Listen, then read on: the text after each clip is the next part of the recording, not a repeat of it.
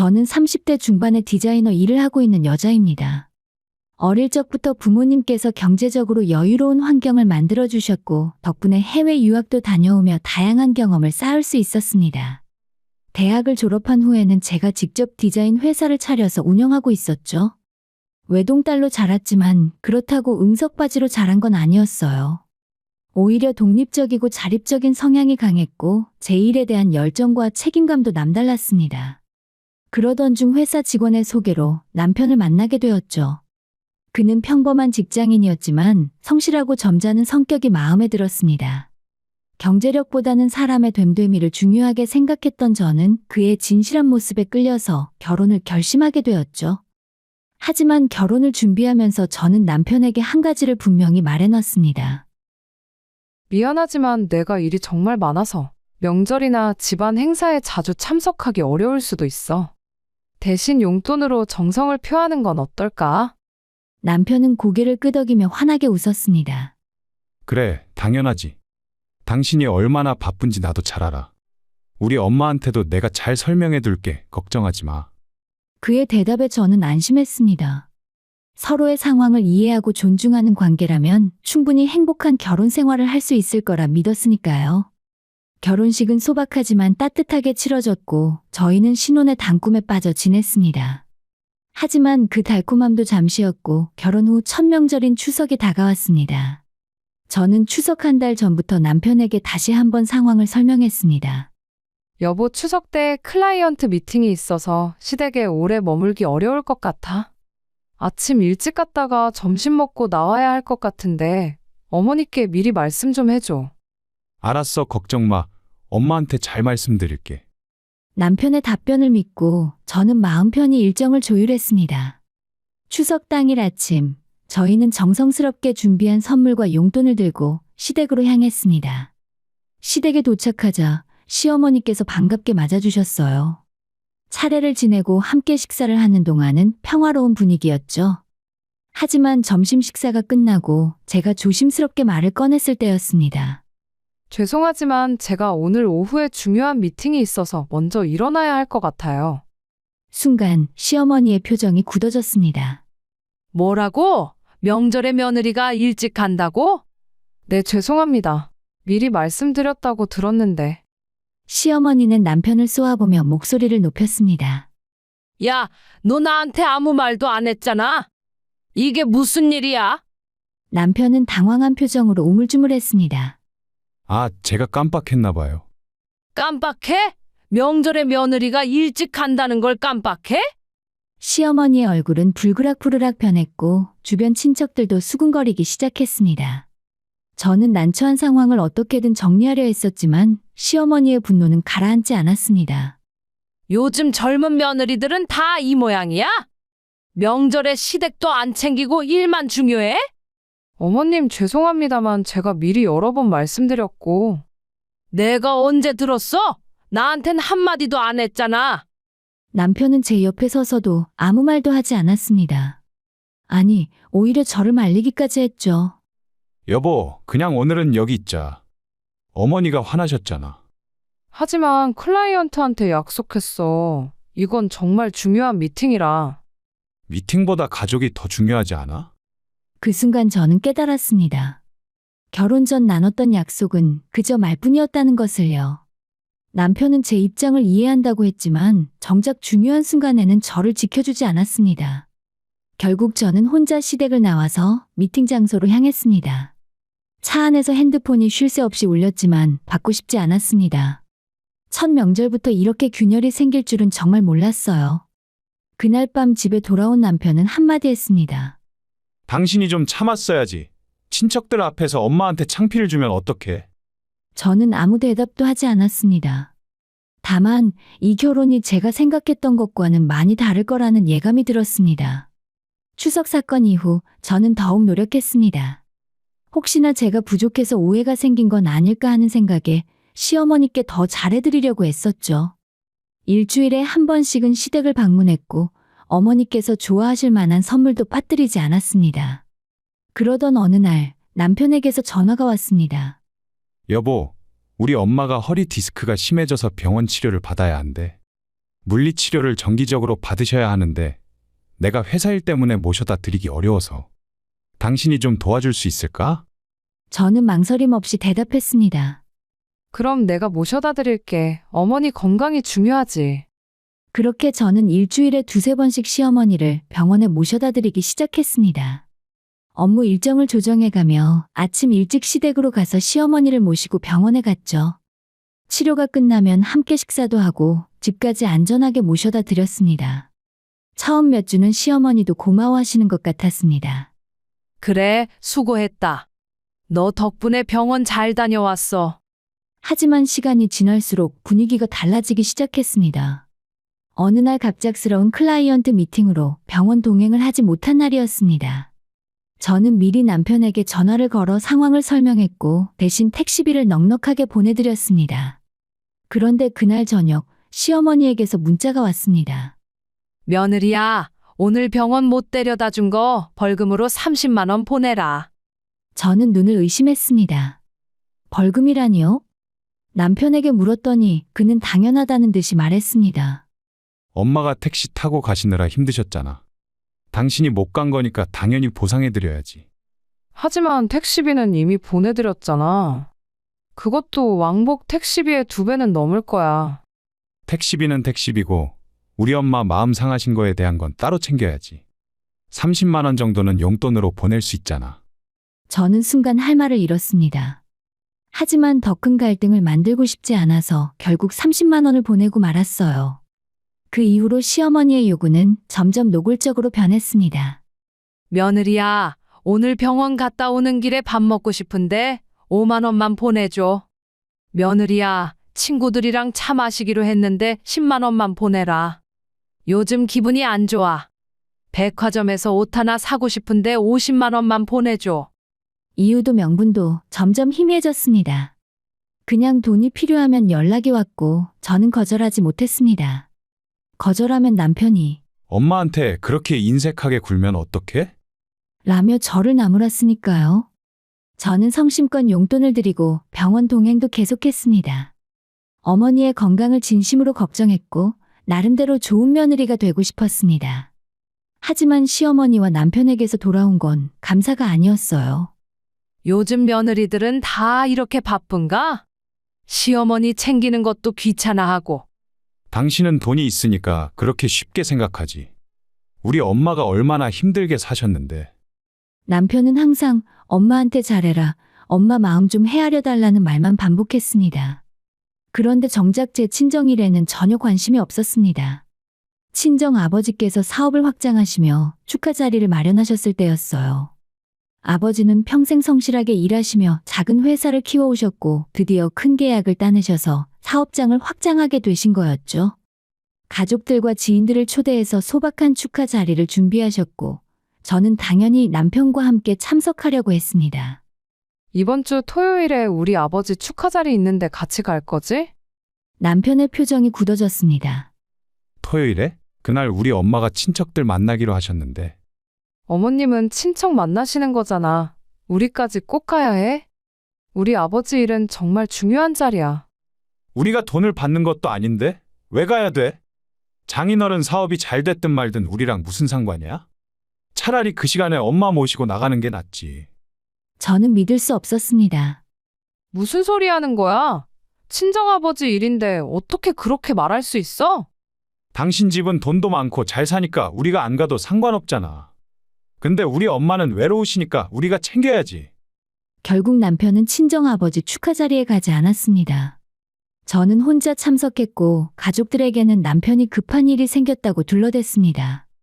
축하 자리가 끝나고 집에 돌아왔을 때 남편은 소파에 앉아서 TV를 보고 있었습니다. 어머님 모시고 어디 다녀왔어? 아, 어머니가 갑자기 안 가시겠대. 그래서 나도 그냥 집에 있었어. 뭐라고? 엄마가 악몽 꾸셨다고 하시더라고. 그래서 갑자기 외출 안 하시겠다고 하시더라. 저는 어이가 없었습니다. 그 핑계로 친정 행사를 거부한 거였습니다. 그럼 연락이라도 하지 그랬어. 나 혼자 가서 얼마나 민망했는지 알아? 뭐 어때? 당신 혼자 가도 되잖아. 괜히 예민하게 굴지 마. 그날부터 저는 확실히 깨달았습니다. 시댁 가족들이 제게 바라는 건 사람으로서의 제가 아니었습니다. 그저 시댁을 위해 돈을 쓰고 시어머니를 모시고 조용히 복종하는 도구였을 뿐이죠. 시어머니는 계속해서 돈을 요구했고 남편은 언제나 어머니 편만 들었습니다. 친정일과 제 감정은 전혀 중요하지 않았어요. 저는 점점 지쳐갔지만 아직 희망을 버리지 않았습니다. 시간이 지나면 나아질 거라고, 제가 더 노력하면 언젠가는 인정받을 수 있을 거라고 믿었으니까요. 하지만 그건 착각이었습니다. 더 큰 배신이 저를 기다리고 있었으니까요. 병원 동행과 금전 요구가 반복되던 어느 날, 시어머니에게서 뜻밖의 전화가 왔습니다. 며느리야, 이번 주말에 시댁으로 와라. 중요한 얘기가 있다. 무슨 일이신가요? 와서 얘기하자. 꼭 와야 한다. 주말에 저는 남편과 함께 시댁을 방문했습니다. 시어머니는 거실 소파에 앉아 계셨고 그 옆에는 시누이도 와 있었어요. 뭔가 심각한 분위기였습니다. 앉아라. 저희가 자리에 앉자 시어머니는 단도직입적으로 말씀하셨습니다. 며느리야, 내가 무당한테 갔다 왔다. 네? 무당이요? 요즘 몸도 안 좋고 집안에 우환이 끊이질 않아서 말이야. 그래서 점을 봤는데 무당이 그러더라. 우리 집안 조상님들이 서운해 하신대. 제사를 제대로 안 모신다고. 저는 불안한 예감이 들었습니다. 그래서 앞으로 제사를 제대로 지내려고 한다. 명절 2번 빼고서도 1년에 10번 정도 될 거야. 10번이요? 그래, 그것도 제대로 음식 차려서 정성스럽게 지내야 한대. 당연히 너도 며느리니까 다 참석해야지. 저는 당황스러웠습니다. 1년에 10번씩 제사라니, 그것도 제가 그토록 바쁜 걸 알면서 이런 요구를 하시다니요. 죄송하지만 제가 일이 너무 바빠서 그렇게 자주 참석하기는 어려울 것 같아요. 시어머니의 얼굴이 굳어졌습니다. 뭐? 제사도 안 지낸다고? 너 진짜 며느리 맞아? 그게 아니라 명절 제사는 당연히 참석하겠지만 1년에 10번씩은 정말 힘들어요. 시누이가 끼어들었습니다. 언니, 우리 집안 제사인데 며느리가 빠지면 말이 돼요? 아무리 바빠도 가족 일은 최우선이잖아요. 남편도 거들었습니다. 여보, 우리 집 조상님들인데 당연히 며느리가 와서 챙겨야지. 당신도 내가 얼마나 바쁜지 알잖아. 클라이언트 미팅이며 프로젝트 마감이며 1년에 10번씩 시간 내기가 현실적으로 불가능해. 불가능? 당신한테 우리 가족은 그렇게 안 중요해? 시어머니가 테이블을 탁 쳤습니다. 이게 바로 요즘 젊은 것들 버릇이야. 돈 버는 게 뭐 그렇게 대단하다고 시댁 제사도 귀찮아하고. 어머님 그게 아니라 아니긴 뭐가 아냐? 시집 와서 며느리 도리도 안 하고 제사도 안 지내고 그럼 뭐하러 결혼했어? 분위기는 급격히 나빠졌고 저는 더 이상 말을 이을 수 없었습니다. 결국 생각해보겠다고 답하며 자리에서 일어났습니다. 남편과 함께 차를 타고 나오는데 제가 핸드폰을 두고 온 걸 깨달았어요. 여보 미안한데 핸드폰 두고 왔어. 잠깐만. 그래, 빨리 다녀와. 저는 급히 집 안으로 다시 들어갔습니다. 거실로 가는 복도를 지나는데 안방에서 시어머니와 시누이의 대화 소리가 들렸습니다. 저는 무의식 중에 발걸음을 멈췄습니다. 시어머니의 목소리였습니다. 봤지? 며느리 반응 말이야. 엄마, 역시 제사 핑계 대니까 확 티가 나네. 신우의 목소리였습니다. 저는 숨이 멎는 것 같았습니다. 사실 제사는 핑계고 우리가 원하는 건 며느리가 얼마나 돈을 버는지 정확히 파악하는 거야.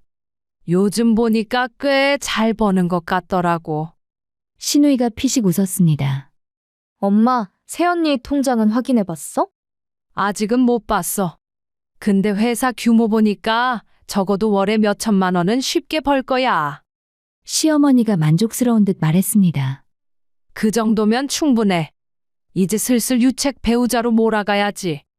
제사 안 지낸다, 시댁 무시한다. 이런 식으로 증거 쌓으면 나중에 이혼할 때 위자료 안 줘도 되잖아.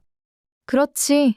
아예 저쪽 잘못으로 만들면 재산 분할도 안 해주면 되니까. 오빠도 그게 좋은 생각 같다고 하더라고. 신우도 남편도 모두 동의했다고 합니다. 근데 진짜 호구네? 벌금이니 뭐니 하면서 돈 달라고 하면 그냥 다 줘? 바보 아니야? 그러니까 돈 많은 집 딸들은 다 저래. 세상 물정 모르고 착한 척만 하지. 저는 그 자리에서 얼어붙었고 온몸이 차갑게 식어가는 게 느껴졌습니다. 결혼은 사랑이 아니었습니다. 저는 그저 돈을 뜯어낼 대상이었고 이용당한 후에 버려질 존재였던 겁니다. 시어머니의 병원 동행과 끝없는 금전 요구, 제사 강요까지 모든 게 계획된 것이었습니다. 저를 며느리로서 부족한 사람으로 만들고 유책 배우자로 몰아서 이혼할 때 재산을 한 푼도 주지 않으려는 치밀한 계획이었던 거죠. 저는 최대한 조용히 뒷걸음질 쳤습니다. 현관문을 살며시 열고 밖으로 나온 후에 차에 타 있는 남편에게 문자를 보냈습니다. 핸드폰 찾았어. 나 혼자 택시 타고 먼저 갈게. 남편은 의아해하며 전화를 걸어왔지만 저는 받지 않았습니다. 그의 목소리를 듣는 것조차 역겨웠으니까요. 택시 안에서 저는 눈물도 나오지 않았습니다. 너무 큰 충격에 감정조차 마비된 것 같았습니다. 집에 도착해서도 저는 멍하니 앉아 있었습니다. 믿었던 사람들에게 배신당한 충격과 이용당했다는 수치심, 그리고 분노가 천천히 밀려왔습니다. 하지만 동시에 저는 결심했습니다. 이대로 당하고만 있지 않겠다고. 저들이 저를 이용했다면 이제는 제가 주도권을 쥐고 끝을 내겠다고요. 복수는 그렇게 시작되었습니다. 그날 밤 저는 잠을 한숨도 자지 못했습니다. 시댁에서 들었던 그 대화가 머릿속에서 계속 맴돌았습니다. 분노와 배신감 그리고 수치심이 뒤섞여서 가슴을 짓눌렀죠. 하지만 새벽이 되자 저는 차분해졌습니다. 감정에 휘둘려 섣불리 행동해서는 안 된다는 걸 알았으니까요. 저는 냉정하게 생각했습니다. 이혼은 이미 정해진 수순이야. 하지만 저들이 원하는 방식으로는 절대 안 돼. 저는 그날부터 조용히 그러나 철저하게 준비를 시작했습니다. 월요일 아침, 저는 평소처럼 회사에 출근했습니다. 하지만 점심시간에 조용히 자리를 비워 유명한 이혼 전문 변호사 사무실을 방문했습니다. 변호사님, 상담 부탁드립니다. 중년의 여성 변호사는 차분한 목소리로 물었습니다. 어떤 상황이신지 말씀해 주시겠어요? 저는 그동안의 일들을 하나하나 설명했습니다. 결혼 전 약속과 명절 사건, 끝없는 금전 요구, 그리고 결정적으로 시댁에서 엿들었던 대화까지 모두 말씀드렸습니다. 변호사는 고개를 끄덕이며 메모를 했어요. 증거 자료는 얼마나 확보하셨나요? 문자 메시지는 대부분 남아 있습니다. 통화 내용도 몇 개는 녹음되어 있고요. 좋습니다. 하지만 더 확실한 증거가 필요합니다. 특히 상대방의 계획적인 의도를 입증할 수 있는 자료들이요. 어떻게 해야 할까요? 일단 집안에 홈캠을 설치하세요. 요즘은 합법적으로 설치할 수 있는 제품들이 많습니다.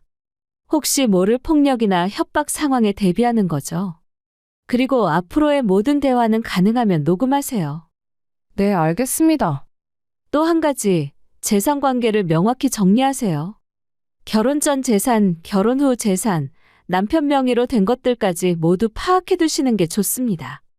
저는 변호사의 조언을 빠짐없이 메모했습니다. 그날부터 저는 철저하게 증거를 모으기 시작했습니다. 시어머니가 보낸 모든 문자, 메시지를 캡처해서 저장했고 통화할 때는 녹음 앱을 켰습니다. 거실과 현관에는 몰래 작은 홈캠을 설치했죠. 남편은 전혀 눈치채지 못했습니다. 그저 평소처럼 엄마한테 전화 좀 해. 이번 주말에 시댁 가자.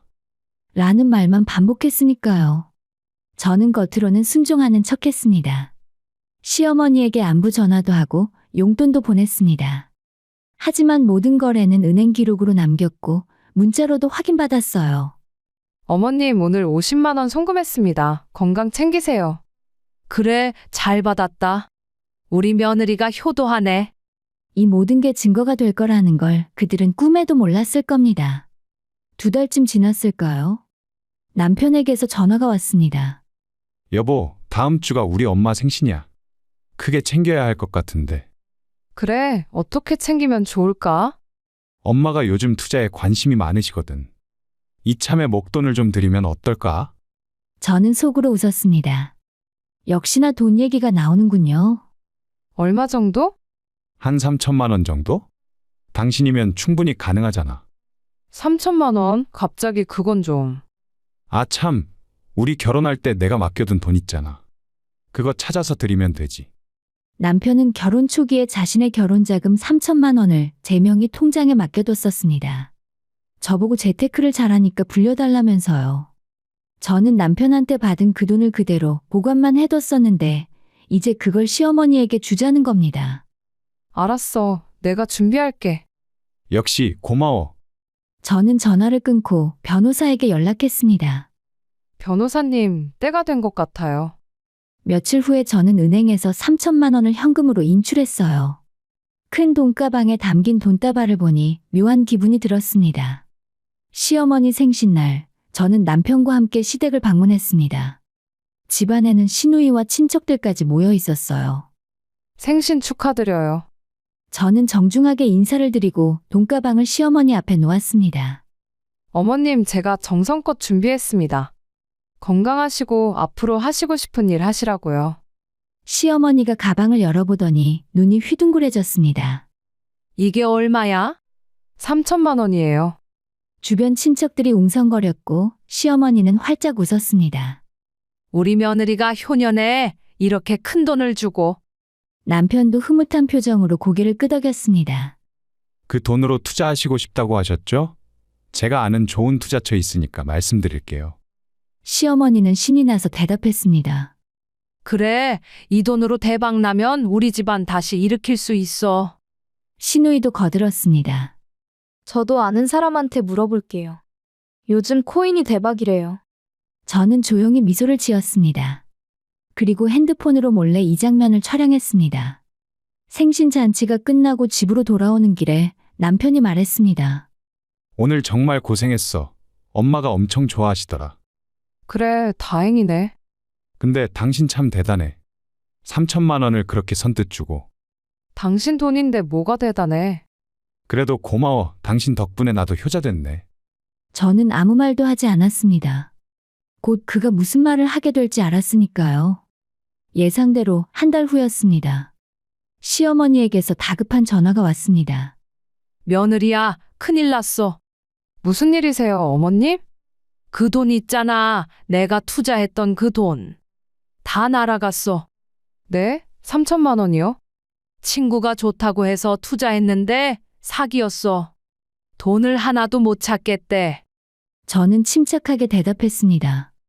어머님, 사실 그건 제 돈이 아니라 남편 돈이었어요. 저 말고 남편한테 말씀하세요. 뭐라고? 그거 네 돈 아니었어? 아니에요. 남편이 저한테 맡겨둔 결혼 자금이었어요. 제가 분명히 생신날 남편과 함께 준비했다고 말씀드렸잖아요. 시어머니는 말문이 막혔습니다. 그날 저녁 남편은 창백한 얼굴로 집에 돌아왔습니다. 여보, 엄마한테 준 그 돈 내 돈이었잖아. 맞아. 당신이 어머니 생신 선물로 주자고 했잖아. 그걸 엄마가 다 날렸다는데? 그건 어머니가 투자 잘못하신 거잖아. 나한테 왜 그래? 남편은 머리를 쥐어뜯었습니다. 3천만 원 내 전 재산이었는데. 저는 냉정하게 말했습니다. 당신이 효도하고 싶어서 드린 거잖아. 후회하지 마. 그날부터 집안 분위기는 급격히 냉랭해졌습니다. 하지만 저는 개의치 않았습니다. 이제 마지막 카드를 꺼낼 시간이었습니다. 3천만 원이 휴지 조각처럼 날아간 후에 시댁의 분위기는 급변했어요. 처음 며칠은 조용했습니다. 시어머니도 남편도 저에게 돈 이야기는 하지 않았죠. 아마 서로 책임을 떠넘기느라 바빴을 겁니다. 하지만 일주일이 지나자 상황은 더 심각해졌습니다. 시어머니가 투자했던 곳은 단순한 사기가 아니었어요. 시어머니는 3천만 원으로도 모자라서 원금을 찾겠다며 대출까지 받아 투자를 했고 그 금액이 무려 7천만 원에 달했던 겁니다. 결국 투자금은 전액 손실이었고 남은 건 4천만 원의 빚뿐이었습니다. 남편에게서 급한 전화가 왔습니다. 여보, 큰일 났어. 엄마가 빚을 지셨대. 뭐? 무슨 빚? 그 투자하면서 대출까지 받으셨나 봐. 지금 4천만 원을 갚아야 한대. 그건 어머니가 알아서 하실 일 아니야? 알아서 하긴 뭘 알아서 하냐? 엄마가 어디서 그 돈을 구해? 우리가 도와줘야지. 저는 차갑게 대답했습니다. 나는 모르는 일이야.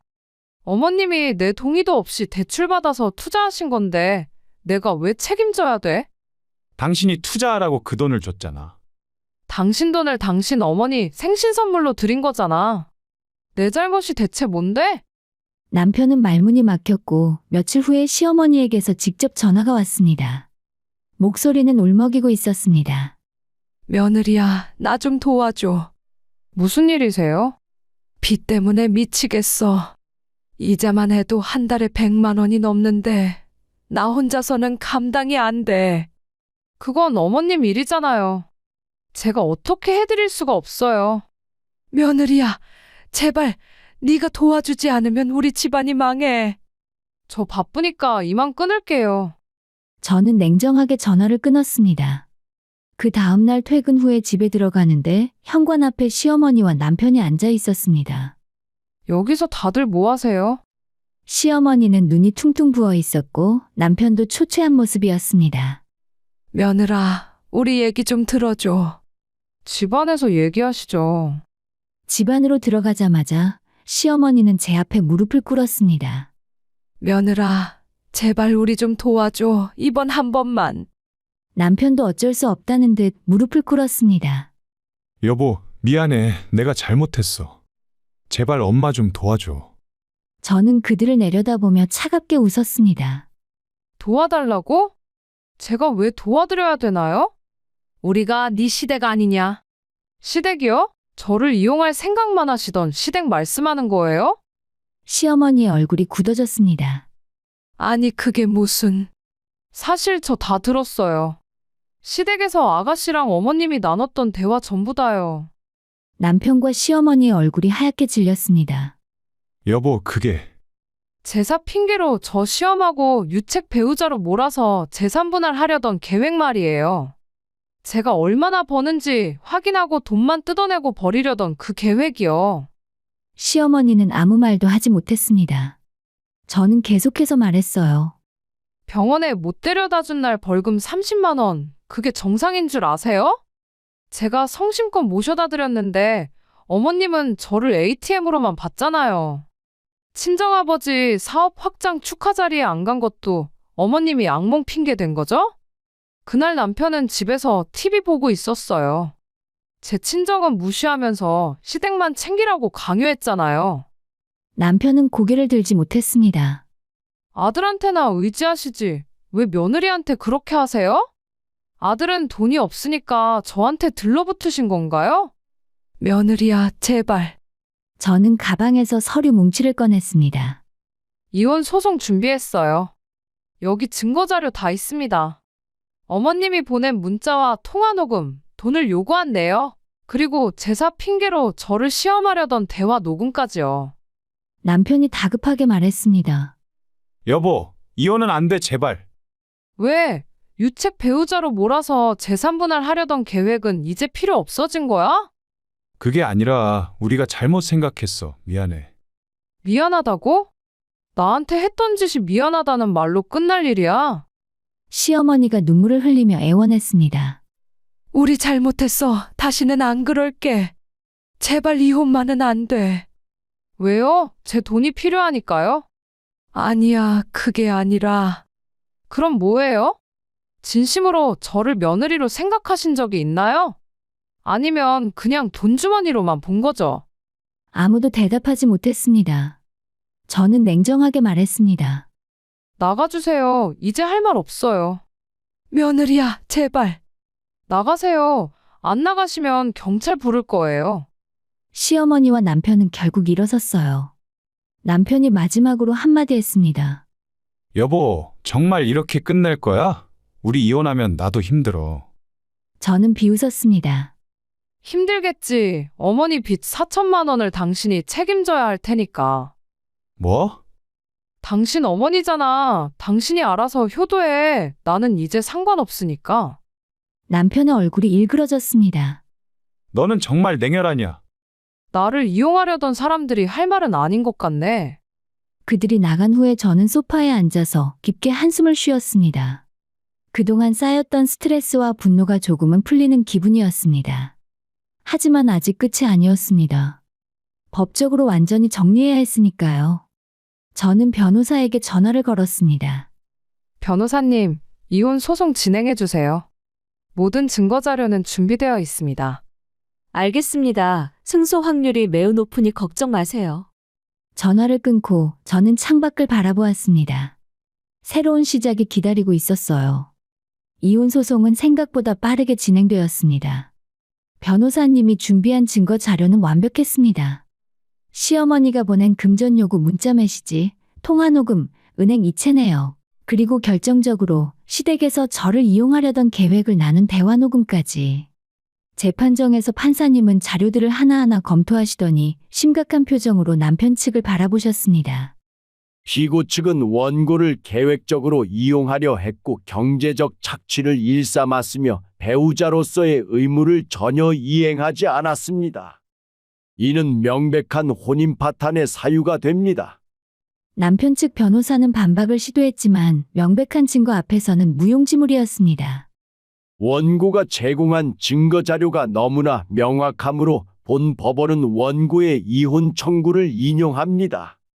또한 피고는 원고에게 위자료 3천만 원을 지급하라. 판결이 떨어지는 순간 남편은 고개를 떨구었고 시어머니는 방청석에서 울음을 터뜨렸습니다. 하지만 저는 아무런 감정도 느껴지지 않았어요. 이미 이들에게 쏟을 감정은 바닥났으니까요. 재판이 끝나고 법원을 나서는데 남편이 뒤쫓아왔습니다. 여보, 하지만 저는 발걸음을 멈추지 않았습니다. 3천만 원, 그 돈을 어디서 구해? 우리 이미 빚도 있는데. 그건 당신 문제야. 법원 판결이니까 따라야지. 제발 조금만 깎아줄 수 없어? 우리 정말 힘들어. 저는 그제야 돌아서서 그를 똑바로 바라봤습니다. 당신들이 나한테 했던 것처럼 나도 당신들한테 똑같이 하는 거야. 이제 와서 동정 구하지 마. 아니, 하지만 그리고 한 가지 더, 위자료 지급 안 하면 재산 압류 들어갈 거야. 법적으로 정해진 기한 내에 꼭 입금해줘. 할 말을 마친 저는 더 이상 뒤돌아보지 않고 걸어갔어요. 그날부터 저는 아버지와 함께 본격적으로 사업을 확장했습니다. 제가 가진 디자인 역량과 아버지의 사업 경험이 합쳐지니 회사는 빠르게 성장할 수 있었죠.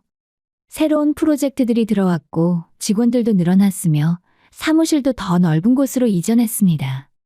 일에 집중하다 보니 과거의 상처들도 조금씩 아물어가더라고요. 어느 날 우연히 예전 동료를 만났고 그녀가 조심스럽게 물었습니다. 이야기 들었어? 빚 때문에 전 남편이 엄마랑 같이 살던 집을 팔았다는데. 그래요? 그렇다니까. 위자료 지급하고 엄마 빚을 갚으려고 했던 것 같더라고. 그래도 아직 많이 부족하대. 그렇겠죠. 그리고 현재는 작은 원룸에서 엄마랑 함께 산다더라. 저는 아무런 감정 없이 고개를 끄덕였어요. 알겠어요. 그런데 더 이상 그쪽 소식은 듣고 싶지 않으니까 앞으로는 이야기하지 않아도 돼요. 그래, 알겠어. 그들이 어떻게 살아가든 이제는 제 상관이 아니었습니다. 저는 제 길을 가고 있었고 그것으로 충분했습니다. 몇 달 뒤에 저는 회사 창립 5주년 기념행사를 열었습니다. 직원들과 거래처분들이 모여 축하해 주셨고 아버지도 자랑스러운 표정으로 자리를 빛내주셨습니다. 그날 밤 집에 돌아와서 거울 앞에 섰습니다.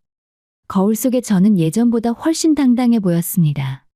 눈빛도 더 강해졌고 표정도 더 자신감 넘쳤습니다.